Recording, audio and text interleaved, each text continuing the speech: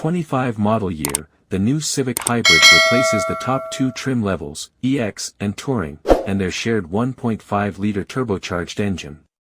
Instead, you get the new Sport Hybrid and Sport Touring trim levels with a 2.0-liter four-cylinder backed by Honda's two-motor hybrid system, good for a combined 200 horsepower and 232 lb-ft, that's 20 more horsepower and 55 more lb-ft of torque, with a weight gain of just 282 pounds over the non-hybrid Sport trim level. On top of that, the hybrid returns an estimated 50/47/49 mpg city/highway/combined for both Sport Hybrid and Sport Touring trims, up from 33/42/36 mpg in the old EX model and 31/38/34 mpg in the old Touring model they replace. That means you'll go another 73 to 135 miles on a tank, depending on which trim levels you're comparing. You can also get the Civic Hybrid in both the sedan and hatchback body styles in both trim levels. On the latter, the hybrids replace the EXL and Sport Touring trims.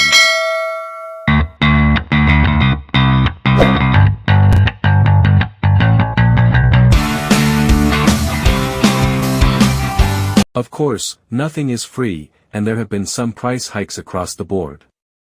Price hikes on the non-hybrid LX and Sport models range from $300 to $700, while the new Sport Hybrid is $1,800 more than the old EX, and the Sport Touring is $1,200 more than the old Touring. We're talking sedans for now, because Honda has yet to release detailed pricing for the 2025 Civic hatchbacks.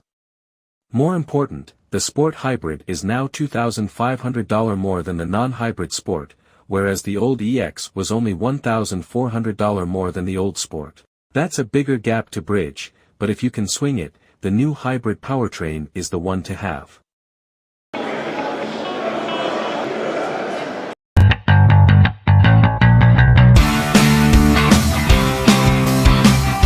More than just a question of paying for itself in fuel savings, the Sport Hybrid is an objectively fancier car than the Sport model. In addition to the power increase and fuel savings, you also pick up a sunroof, heated front seats, and dual-zone automatic climate control. You also get active noise cancellation for a quieter interior and tires that are both quieter and more fuel efficient than on the lower trims. Go whole hog on the Sport Touring model, and Honda will even put special resonators in the wheels to quiet the road noise down even further. We've long chided Honda for its noisy interiors, and if nothing else, you can't say the company's not listening. The Civic Sport Touring was impressively quiet inside, the engine sounding a bit loud when it fired up only by comparison because we'd become so accustomed to how quiet it was slipping through traffic on electric power only.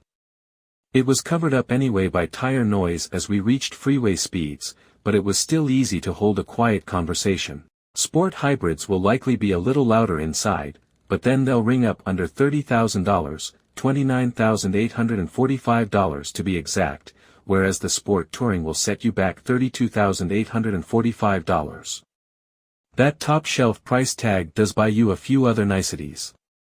All Civics get wired CarPlay and Android Auto, but the Sport Touring makes it wireless. It also gets a bigger screen with built-in Google Maps, Assistant, and other features. Then there's the Bose stereo, power front seats, wireless phone charger, parking sensors, and automatic wipers. You can live without those things to save some money, but they're all certainly nice to have.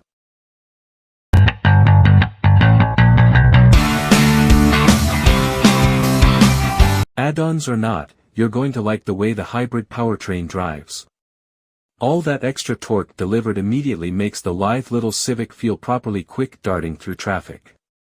Most owners will never bother with the drive modes, and in truth, they don't need to.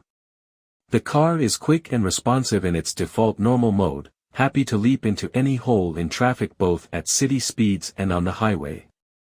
Sport mode just makes the throttle more sensitive and the steering a skosh heavier, eco the throttle dull and the air conditioning duller.